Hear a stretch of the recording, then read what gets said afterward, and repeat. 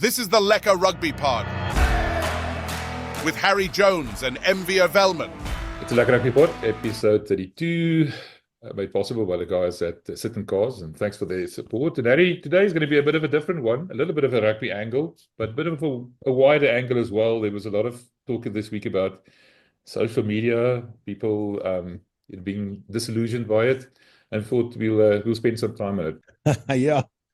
So it's apparently, there's a thing called the third space. You always had your family, you always had your work, but then there was the third space. And from time immemorial, we filled that space with the church or community, or you went places with people and you met them. And that's how you met people. You met the people that you didn't work with or that you didn't choose to have in your family, or sometimes our family is not by choice.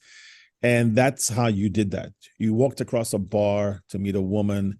You had to say something. She might send you on your way. Your friends had a good laugh, or you might have become, lifelong lovers. Who knows? But there were social cues you picked up on when you made a friend, when you went to your rugby club, and the first time you had to see people and talk to them. And you formed affinities and you decided who to let into your life. Jake White's famous for saying the first and last duty of a coach, the most important one, is selection. And that'll dictate your fate in the end, your 35 players you take into the World Cup and who gets left out. Because oftentimes it's, Stephen Donald that ends up winning the cup for you, not, Dan Carter. So you have to look carefully at who your Donny Rousseaus are and so forth, or in our case, Dion Ferry. But in social media, our third space, we started picking people without any of that. Our selection was horrible. Our selection criteria was terrible. We ended up caring what a guy whose name was, I'm such a clown, who's on your, feed, what he says about you. Oh, he liked that. Oh my gosh, he liked that. Such a clown liked it. You don't even know who he is. You don't know how far he sits away from a table when you meet him. You don't know how he drinks a drink. You don't know how he lost. You don't know how annoying his sneeze is. Nothing. But instead you're caring more about that guy than the people who do love you, your brother, your sister, or the people that you know. So as we do that, we're basically forming a team that's in your third space, and we're allowing people in that are seriously disturbed. Some of them are hateful. Some of them are immature. Some of them have extreme underdog syndrome and misfit syndrome. And so they just think it's cool that they're connecting with someone who knows someone that they think is famous.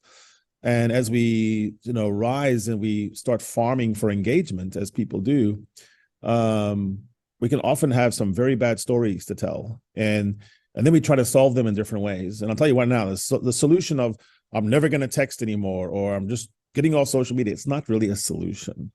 It wouldn't have been a solution in the old days when you had to go to a bar or go to a church to meet people. You still have to go. You have to work on what you do and how you relate and improve that. And also look at yourself in the mirror and say, it's not only what they did, it's also what I did. I became too excited about it. I was farming too much. I became obsessed with my numbers. I got to add 50 followers.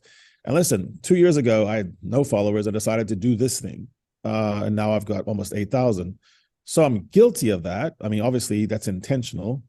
We're doing a thing and other people are doing things, but we're doing a thing because we know that there's a desire and a thirst for more content, more analytical contact, sometimes catharsis after a game, or we want a deeper look into this subject, for example.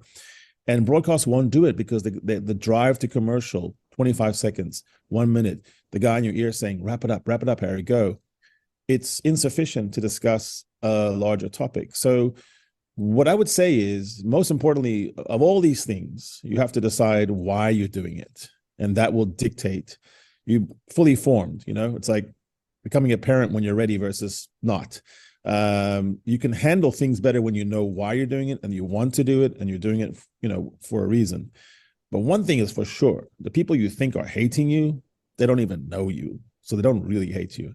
And the people who say they love you, it's not love. And you must distinguish between that. So when you fall into the trap of thinking that your 8,000 followers all love you, listen, a lot of people watch things and follow someone that they hate for real. And other people just don't even know why they're on there. They're just chattering because they want people to see what they're saying. None of it is very real. When I met you, I had to make decisions about whether we want to do this together. And I make subtle calls, like I said, just meeting you in Pretoria, sitting down, having a beer. There's 1,000 things I could look at and feel that I would say, okay, that sounds good. This guy's solid. I feel like this is a good endeavor. But online, sometimes we're forming relationships based on nothing, like air. In fact, if we did know the person and spent even 5 minutes with them, we'd say, I don't want to be around them. There's something weird about the way he looks at me. And we would know that. So, I've had some bad experiences, 2 in particular.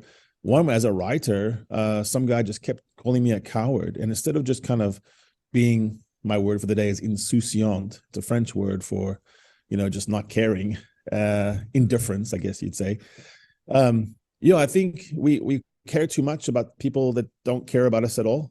And we forget that what we're trying to do is stay inside the game. And so why do we do this thing? I mean, I know you're doing something, Mvia. You're building a channel, you're building a community. Have you sat down and kind of wondered, why am I doing this? Besides, on a business level, but like personally, aren't you trying to build something that you think that you're proud of, that you think people come to and they enjoy themselves and they learn? Well, you made me think when we started talking about it. I had to go sit down and said, why am I doing this? Because I sort of fell into it, it's just the way life works. I didn't set out, to start a rugby channel and, get involved with rugby and everything else. I chanced into it. I actually started talking about Formula One. We talked about Formula One being my passion. And then rugby sort of happened, and then it started growing. And then I said, oh, this is nice. And I've always been someone who likes to grow things. It's part of my history. I like to start things, but I'm not very good at, I'm good at starting a business, for example. I don't like managing a business. There's a difference. Yeah. I'll get it off the ground and then I want to move on to something else. And the same thing here. But the thing with this thing that we're doing, the YouTube side of it, is the Apple Podcasts and everything else, is the fact that it keeps stimulating you and it keeps growing. So after you and I had a chat about this, and I had to go think, and we talked about it some more, about it a bit some more, I realized that I do it because I like the fact that it gives me credibility. And that, to me, I think for my personality is quite important. I told you some guys reached out to me to ask my opinion about something, and that means something to me. The fact that Jake White knows my name means something to me. When I ask him a question, he considers it a serious question, and that's what means something. The fact that we're building a community around that is nice, but I don't think that's why I did it. I don't know what your thoughts are, but I realized that's why I'm doing this. If we went to Andrea to buy a car, you and I, we would both approach him and have 7 or 8 factors in our mind on something as menial and really as mundane as buying a car. You're going to do it many times in your life. It's not going to change your life one way or the other. You know that by now, that even if you get the car of your dreams, you're still the same guy when you get in, and your wife might be yelling at you. So it doesn't change anything, right? But we go in there and we have factors. Is it cool? Is it sexy? Is it safe? Is it quick? Is it technologically advanced? Can I afford it? How do I sit in it? Does it feel right? No matter how great it is, I get in there and I'm uncomfortable. My head hits the ceiling. I'm not going to like it. So if that's true, and I think that's true of everyone, why wouldn't we also have 7 or 8 motives running around in our heads on most decisions we make, especially big ones and things that we follow? Like, we're fanatics, we're fans, we're partisans, so we follow something. So we have lots of things in our head. Reading a book right now about the body and the brain. Bill Bryson is written a book, and he talks about how the brain in 1 cubic millimeter has 2,000 terabytes in it. And it's the most amazing thing in the universe, really, because the brain tells us what to think about things that the brain never sees. The brain is just a squishy, like, piece of tofu or butter, and it can tell us, what to think about it and feel, because feelings are just thoughts too, I think. So all these things are reasons why we do it. For me, I'd always lived a life that was extremely guarded, private, and unsafe, really. I mean, what I do ends up sometimes often being very dangerous. But I wanted to rejoin the world that talked about rugby, because it was one way to keep my foot back in the Cape. Second, it was a thing that I know about. And so it was interesting. I would do it for free, but I ended up writing and people, pay me to do it. And so I thought, well, that's fun. But then I did have experiences where people were being, nasty to me, or a guy said I was a coward, this guy from Melbourne, and he just would change his handle. He'd get banned, from the site, and then he'd change his name. And it was always the same guy from Melbourne. And so I just kind of had it. I said, I'll fight you. We'll set the fight up. I don't care who you are, how big you are. I'll fight you, and I will humiliate you in front of all your people in Melbourne when I'm there. And the guy backed down. But I thought, yeah, but I'm kind of a doist too. What am I doing? Like, I'm supposed to be writing something for fun. And it reminded me one time I was playing rugby in France, and I came home late from a practice in this dark French town late at night. And I told the woman that I would tell things to those days, oh no, there's so many fights at practice. It's so stupid, this stupid club, and like, why are we fighting our own teammates? Like fist fights, like black eyes, like, broken noses. And so she asked me who was fighting as she's putting some ice on my eye. And I said, Thierry and me, Guillaume and me, Nico and me, Cedric. Oh, wait. So I learned that lesson when I was younger, that I was not always the good guy in the story. That when I go looking for something and then I'm mad at what I found, maybe I shouldn't be looking for it. So I think we have to ask ourselves, why are we on social media? Why do we join things? Have we become a troll ourselves? Selection is crucial in life. You would never want to have someone into your life that was a doist, but then we do it to ourselves on social media because we crave their numbers. So for me, from 2000, it was COVID times, I decided to do this in earnest. I just built a following, but I realized that 15% of the people I know and meet don't like me. It's not because I'm particularly unlikable. You know me, I am a likable dude, but 15% of people will dislike me anyway. They might even dislike me if I'm being good. And maybe because I'm doing well, that they're going to dislike me, because there's envy. This is the life, Plenty of people dislike Jake White or Rassi Erasmus, and it has very little to do with what they've done and what they're going to do and what their heart's like and who loves them. It doesn't even matter. There's just going to be a sector of people that don't like your shit.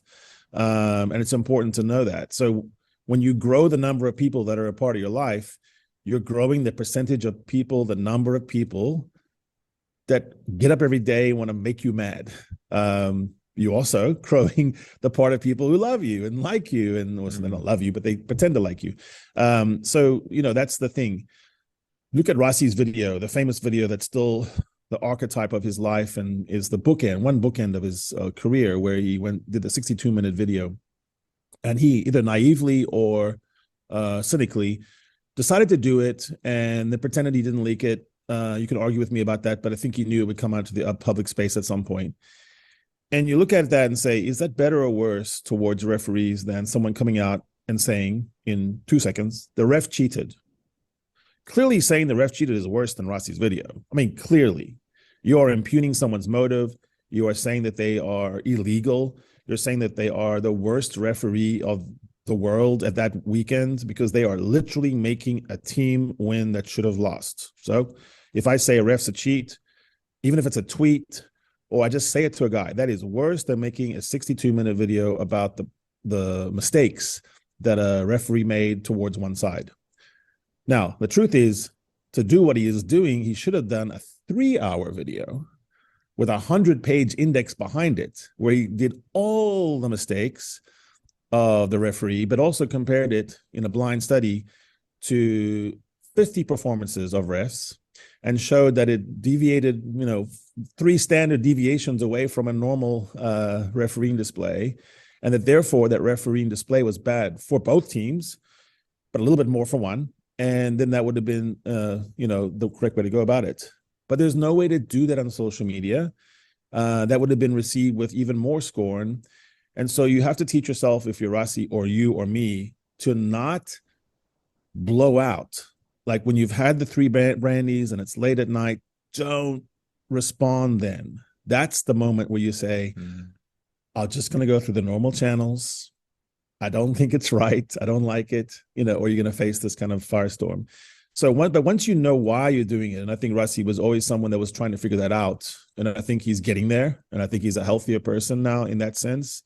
Physically, maybe not as much, but mentally, very much more happy about what he does. Then we get there, and it's vital to be okay, because I don't want people in this forever fight on social media about a sport we love, and I think that we have some of the best people in the world inside rugby. You look at like your John Robbie series. What a guy! I would just listen to that guy for Andre Pretorius. Wonderful people that you're assembling, and so I think you're trying to assemble people that come at rugby in a different way. I didn't want to go to those poisonous sites, so I went to an Australian site to write, got an audience, and I realized it's an audience, and they want what they want. I try to handle them with respect. And so, if someone tries to fight me online, I just go, congratulations, you're going to win your argument with yourself. You're doing a great job arguing with yourself. I'm not here to argue. I'm a very good arguer if you want to argue. I'm probably pretty good in a scrap if you want to scrap, but it's not why I'm here. I'm here because I wanted to tell stories about rugby a different way. I wanted to make rugby more interesting. I like the idea that I can go to a game and there's 40 guys saying hi in the stadium. I do like that. So I plead guilty to that. I've always been someone who liked to perform, and I always liked pressure. I always like to play better in the big game.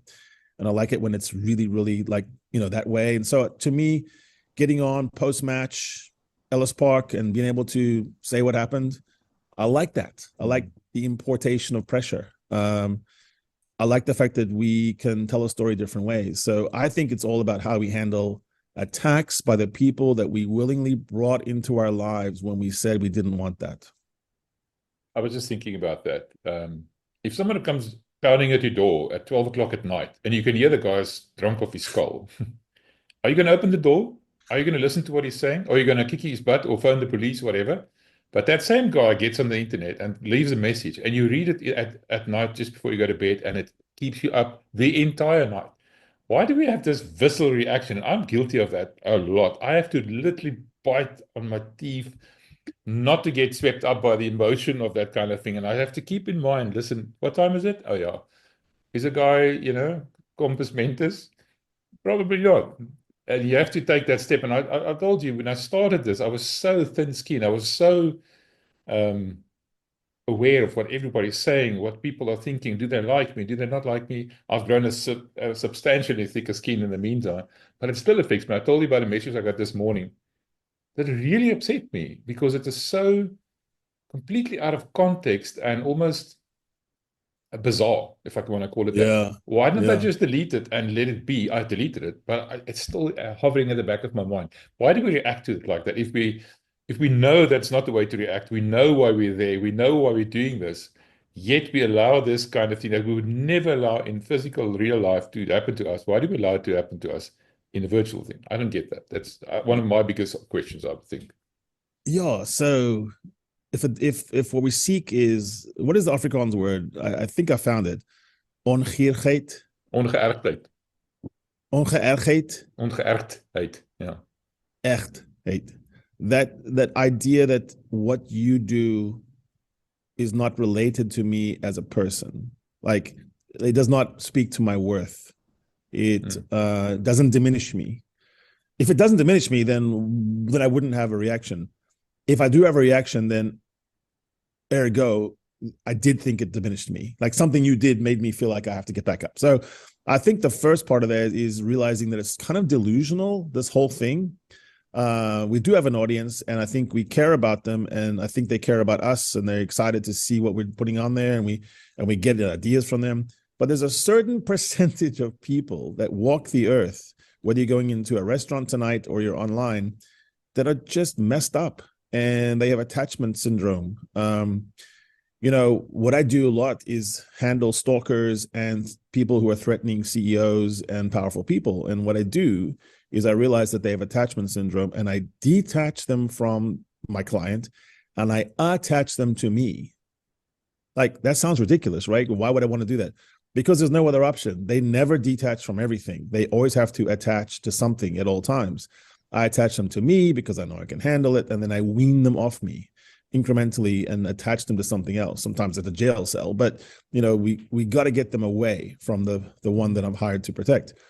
So think about that in your own life, of not becoming too attached to the serotonin or whatever, sugar hit we get from new people who like us, because it's a flip side, they love you until they hate you. I do think also you cannot block your way to peace, just like you couldn't really do it in real life. So here's where I'm going to say that it's about selection, about balance and having your own balance. We know that the most important thing is not allowing bad people onto your team. If you're a team, it doesn't matter how good you are. If you're Stuart Hogg and you're a Duis, you're always a Duis. You're going to be a Duis your whole life. Maybe you're lucky and you change, maybe. But if you're playing with him and you're a really talented Scottish team, you're not going to win very much. You're not going to have a good time because you know in your heart of hearts that you're playing with a guy who's bad. He scares children, scares his wife, is repetitive, doesn't listen to the judge. It's just horrible to play with a guy like that. We have our own examples in South Africa. And when they were out of the team, no matter what their talent was, it was better when they left. Like the thing got better. And it's not just about talent. But you kind of block your way to peace. World Rugby has this kind of weird idea where we're going to invent a crime, cross-jurisdictional, it'll be enforceable, and we're going to somehow, cut all the trolls out. You will never do that. You have to dilute them. So if I have an issue and it's sort of like using traditional media and I have someone who has to handle something bad, a scandal or bad reputation, we swamp the bad with good. That's when you say, how much good can you do for the next year? And then maybe make that a part of your life forever, because you're never going to erase that mistake you made. And some people forever, like on the Rossi video, some people just never forgive him. No, that's it. That was terrible. It's the worst thing ever happened, even if there are terrible things happening all the time. And so what you do is you explain to people how much you worked with the people of South Africa to transform things, open up opportunities, you love, and you create more good vibes. Same thing on social media. Keep creating solid, credible content, conduct yourself in a good way. And then that minor thing you did, that lapse you had, it's going to be diluted, but you're never going to be able to block and erase your way there. World Rugby said, we're going to prosecute people who come at refs online and say terrible things, as if that was invented, yesterday. People have always been saying terrible things to refs. They said it in person. They went out and attacked refs sometimes. When someone commits a crime, you prosecute it.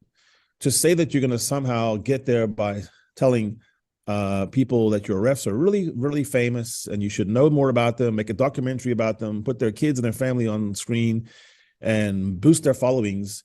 And then there's going to be no one out there that's going to say something terrible when their team loses. It's cyclical. New Zealand lost by a point. So the highest rate of online trolls in the World Rugby study was New Zealand. There's not many people in New Zealand. So they obviously were dwarfed by English or French or South African fans, big countries.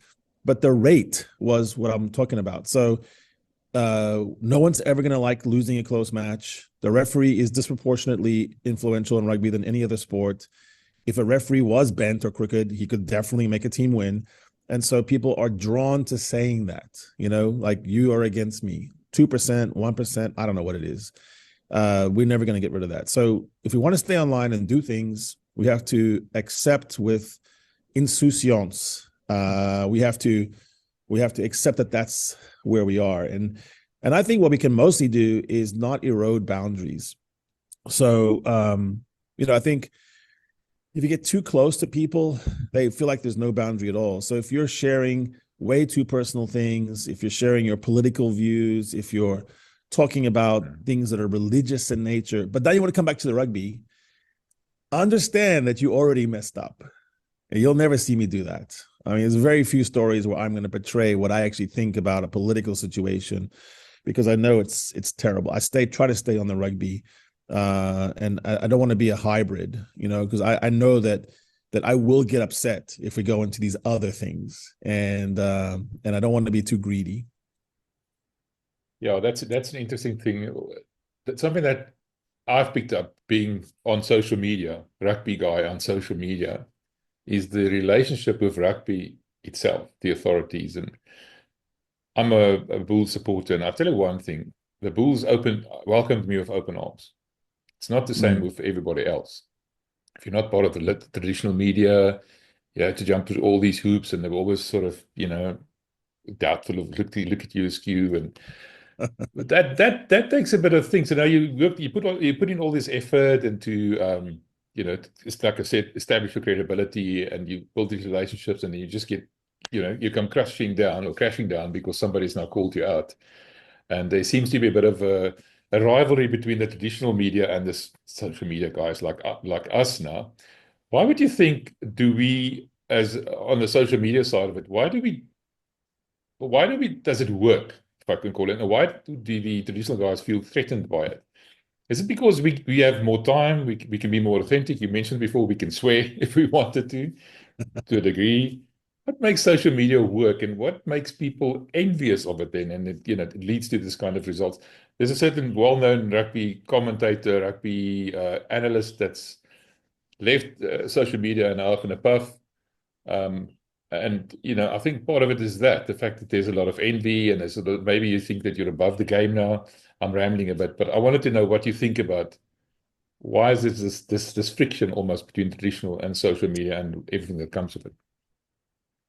That's actually a really deep and good and wide question. So I'll come at it different angles. Authenticity is one of the gaps. So the feeling that when you can swear or drop a gloss or keep going for a few more minutes or deviate from the studio presentation, which has a teleprompter and a specific 3-minute section on this. Swace, do not talk about the bind more than 2.5 minutes, that kind of thing. We don't have those. So we're untrammeled, unfettered, and we can talk for how long we want. Second, in my 8-9 combo pod, we've never had someone say no. Frans Maherbe, Oxenche, Bill Beaumont. So it's something about them too, the other side of it. They like the idea. So why? Because they view the journalists as hacks sometimes, who are just doing a thing, not like Hendrik Conré is a wonderful reporter, but a lot of them are scoop artists, scoop merchants, and leak drivers. And also they're very boring. And I got to be in a press conference my first time in Australia, in Sydney, and I just felt like the questions were really boring. And so when I did my one, I was nervous because I'm like, I'm not really a journalist. and I felt like it made people laugh, and Joe Schmidt and Harry Wilson laugh, because I didn't do a proper question. And I'm not trying to, I don't think they're above us. I don't think, if we could just sort of sneak our way and shortcut our way, we could catch up to them. I think we're doing different things. It is not broadcast light. It's not just an informal version of a show. We're doing a different thing. It's long form. It's discussion laden. It's gets into the behind the scenes. You can postulate about things and guess and speculate that you couldn't do. That would just kick you off and fire you if you said the things I've said to you on this show, because you go, oh, you're going to make Rossi mad because you're doing psychoanalysis. Like, we could just talk. I mean, like, we're in a pub.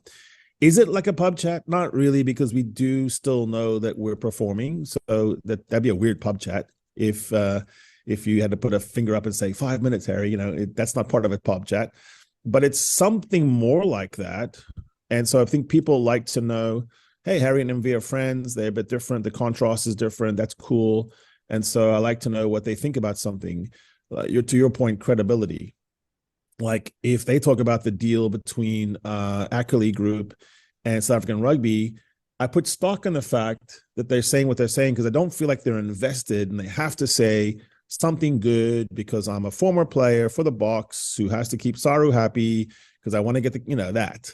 Mm-hmm. We're not bought and sold. We don't do this for money. The money comes. I've been able to go, last 2 years, 3 years, be able to go to all these games, and and it's for the most part paid for, but not paid for by a body that's my employer. So now I have to keep my employer happy. It's just because sponsorships, and people want to hear me say weird shit after a game. So that I think it makes it different. So I think people think it's authentic. The second thing is, I think that we want to feel like we are connected. We feel like it's too remote, these studio announcers and so forth. And I think the third part of it is that we doubt that they are being thorough enough. So a real sports fanatic, a follower of the Bulls, the Stormers, the Bucks, wants to crawl in so much farther than they will allow you to do in traditional media. They just, they want to know everything. They want to know how Frans Maherbe grabs the armpit hair and twists it. They want to know if it's clockwise or counterclockwise. I don't know why, but we do. If you're a Formula One follower, you're probably going to get that meticulous. If you're a tennis, I played a lot of tennis, and and think about tennis a lot. I am obsessive about where the doubles partner needs to stand on the serve and how he needs to crouch. I want all that stuff. And so the other thing, there's a failing in traditional media. You know, I think Naomi Osaka was a tennis player that basically said, I'm not going to do press conferences anymore. Basically, she got what she wanted. I got to where I have what I want, and then I'm not going to play your games anymore. And she cited mental health. But the more you thought about what she was saying and you saw what happened, it didn't seem like any of the questions were that hard. She just didn't want to do it anymore. And so she cited mental health. Some players in rugby have done something similar where they say, I'm going to play this kind of game, but not that, not test rugby, but I will play club rugby because I don't like the way it makes me feel. That's just a power control. So I think non-traditional media, new media is saying, we get that. If you come on to our show, we're just going to talk like normal human beings. We're not going to fire gotcha questions. It's awkward to fire a gotcha question on a podcast and then have 45 more minutes with a guy who hates you. He could just turn off and leave, and it's not going to be anything for him. But also it's unscripted for them. When I train CEOs to handle a hostile TV interview, I have one side of the page that has all my good words. These are the words I want you to say as many times as possible in synonyms. Here are the bad words. You're never, ever going to say that word. You're never going to say assault. You're never going to say sex. You're never going to say alcohol, whatever, like that. And then on the top line, I'm like, what do you want to get out of this thing? That's our main point. And then transitions at the bottom, great question, but a better question is, or yes, I see your point, but you don't do that in a pod. No one can do that. If you sit down with a podcast for 45 minutes, that stuff won't work. It's too obviously scaly and, you're dodging. And so I think that's what people are wanting. And also I think it's funny. And I think it's hard to be funny when you're in a formal setting. So you can just say weird stuff and people end up having a giggle and they see that it's not the end of the world. Interestingly enough, the only person who ever said no to me, ever, of over 1,000 interviews, was a well-known journalist in South Africa. Really? Journalist, yes. Self-important, maybe. And his boss actually almost fell off his chair when I told him that, which was interesting. No, they feel threatened. Yeah, it's interesting. We did have one guy who said no. It was a referee. And actually, I'll just say who it is. It's a referee that said, we got to get better, Wayne Barnes. And every other referee said yes. And I wondered about that. And I'd still like to talk to him because it's actually interesting. I ran into him in London one time. He was just walking us across the park with his family, and none of us bothered him. Jared Wright was with me, and we didn't bother him. We just said, "Hey, Wayne," and I think rugby at its best doesn't inflict things on people. We've had some numerous high profile examples of people saying that social media has really hurt them.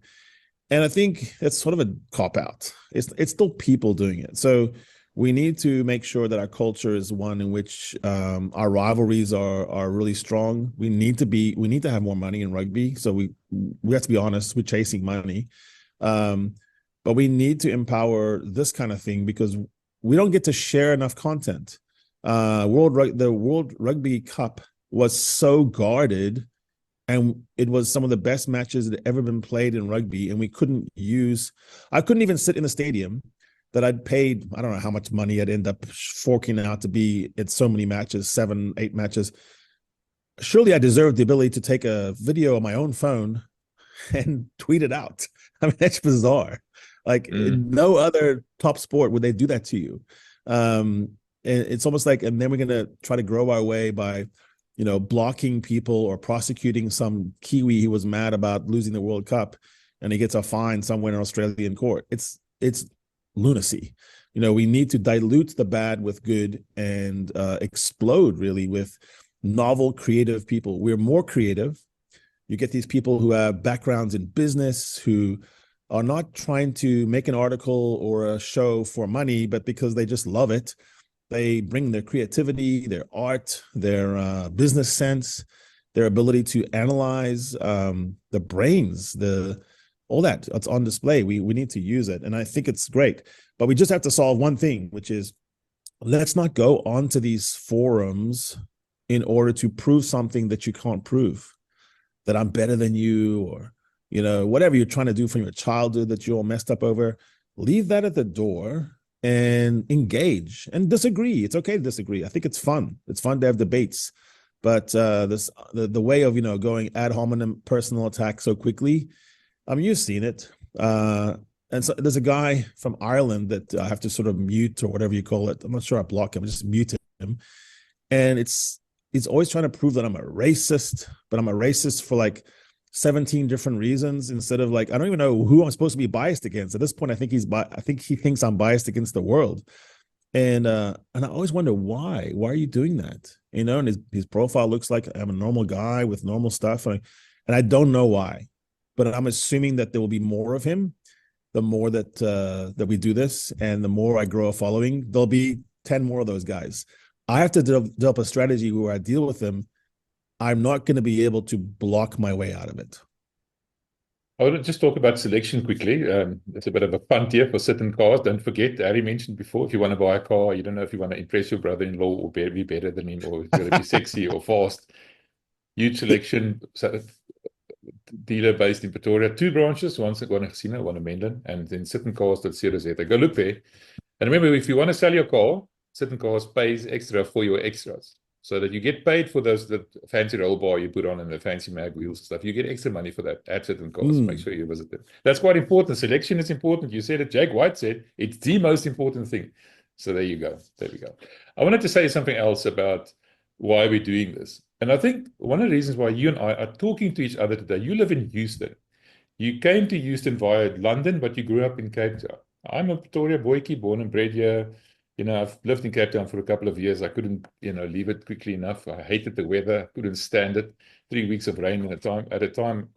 But the point is, here we are, we met each other, and you and I both tapped into what you and I called the South African diaspora.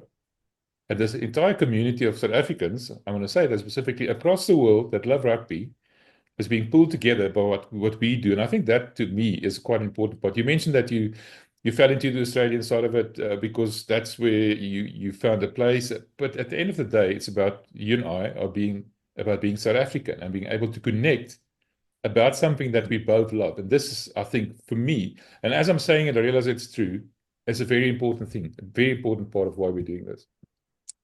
Yeah, I think so. And sport allows that. It's neutral enough where we can forget some of our other differences, doctrinal, religious, racial, heritage, and we can get behind a thing that is, it's essentially tribal in some ways. When you're at the stand, Stade de France, that crowd, that South African crowd, was made up of people from everywhere. When you're in the line going to take a piss or get the ham sandwich, and it took 20 minutes, and you're crushed against each other.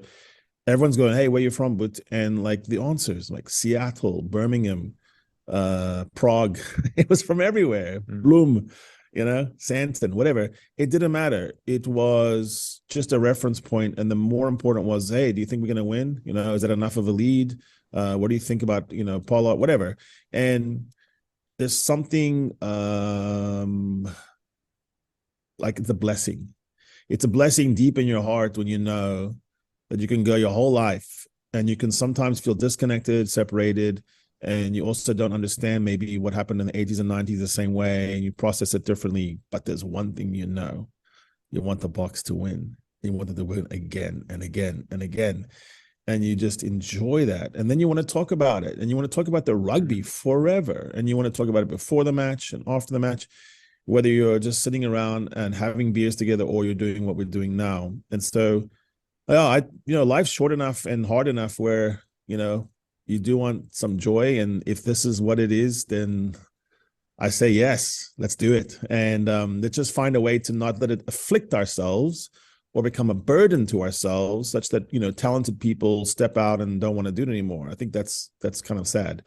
So far, I would say some of the amazing comments from people who on this channel, I found it to be really interesting. There's some really well-spoken, articulate people who are trying to do this, and it's obviously important to them. And I just thank you for introducing me to these people, because they're like fascinating people. A lot of them have reached out directly, and we've had some great correspondence. So all of it, like you say, it's like they say you can never come home again, but you kind of can. And coming home is a process, not a one moment. And The thing about it is, because of our particular history, South Africans are all over the world, and that's going to be the way it is. You know, the Greeks, the Lebanese, the South Africans, there's a diaspora, and that's the way we live now. That's a sense of belonging. When I see a tweet from Captain Springbok, and I know he lives in London, or AP, who also lives in London, but is a Bulls supporter through and through. And AP had that picture at Cape Town Stadium where he was in the background, and he was actually a Bulls supporter. He was watching the Stormers. You feel like you belong. You know, Jared. It's very Jared right in funny. that. That's what it's about. But above that, when I talk to John Robbie, we talk about Ireland. But at the end of the day, we still talk about rugby, and we can relate to rugby, whether you're an Irishman or a Kiwi or an Australian, whatever. And that's why I'm doing it. And I actually get quite excited when I'm talking to myself, because I'm hyping myself up. I needed a bit of a shot in the arm. Yeah, it gets a bit hard work sometimes. I'm telling you, it's hard work doing this. People mustn't think, and I want to say this quite clearly and quite make the point that it's hard work, people. You don't just fall into this kind of hour-long conversation by chance, and you don't, know what to say next and the likes. You don't talk to John Robbie. You don't talk to Wayne Barnes if he ever pitches up, or Bill Beaumont for that matter. It's work that goes into it before, during, and after. And to put the product out there and then get people to either appreciate it or denigrate it, I'm going to take it personally, at least for a while still, I'm sure of it. And that's my 5 cents worth. I'm going to get off my soapbox now. I've been blessed with maybe being born kind of impervious, also not naive. I think my mother would say I was born, cynical or hard, thick-skinned. But I know what you mean, because it does take work. To me, you're more of the forward pack of this arrangement, and I'm more the back that gets some of the glory. I can be a lacquer back. But I'll say this, coming up twice a week with content that matters and that is thoughtful and not repetitive or redundant or derivative is a bit like, I've always wondered about college professors or teachers or the dominee that has to come up with a lesson every Sunday. I don't know, like sometimes you don't feel it and you have to still do it because you commit to a thing that is on offer. You're offering something, and I think people like that it's at a certain time. They look forward to it, and they don't get it, they're going to be upset with you. And no, I think it's, in the end, you accept that as some sort of, it's almost like practice for rugby, and the practice is much longer than the game. And I think, we're trying to do something there. I also think that I've been trying to work on a thing. It's a project, and I'll just reveal it now. I've been working on this sort of rugby in the lonely places of the world. I've been trying to find all the islands in the world where people play rugby, like the Falkland Islands, for example, the Shetland Islands, and actually go and be amongst those people and write their stories and explain why it is that our sport is particularly collegial, and that a rugby club, if you go to a rugby club, you're home. You got family. There's something at a rugby club that you can do. Maybe the music guy, maybe you're the stats guy, maybe you're the guy that changes the scoreboard, maybe you're the groundskeeper. Maybe you're just the most amazing fan, like, Maz on Twitter. I love her. She's just someone who loves Bordeaux and she has her allegiances, and she just has good fun. How can you not love that? How can you not love a woman like Maz? So I think there's something for everyone there. There's every different skill level or your interest level. But I would encourage everyone never to give up on that real third space, which is to coach, to play, to consult, to go to the games. Yes, it's inconvenient. Yes, the seats sometimes are a little bit tight. Maybe that booty roll is not that great for you, and think about it 2 hours later. But go, because the pageantry and the passion and the insanity of a flyover and a guy ripping off his pants so he shows his budgie smugglers, and there's marching bands, and then there's the feeling of, Ruan Nortje stealing the ball at the end to beat the All Blacks. You can watch it on TV, sure, but go and feel what that feels like to have 60,000 people ecstatic at one time. I think we've got plenty to look forward to, and hopefully we're just a little piece of the puzzle that helps people enjoy it more. Yeah, I want to stop you. I sort of say something else. Talking to you and talking to Andre Pretorius and guys that really understand rugby has taught me things about rugby that I didn't know. Not just the technical stuff, but made me sort of fall in love with it again, if you know what I'm saying. There were many years that I didn't bother watching rugby. And as I started getting into it again, and now I'm getting deeper, I'm getting into this, what do you call it? Deep dark hole, diving into rugby. It opens up new worlds for you. Never mind the rugby side of it. But for me, the person I am today and the person I was 5 years ago, completely different.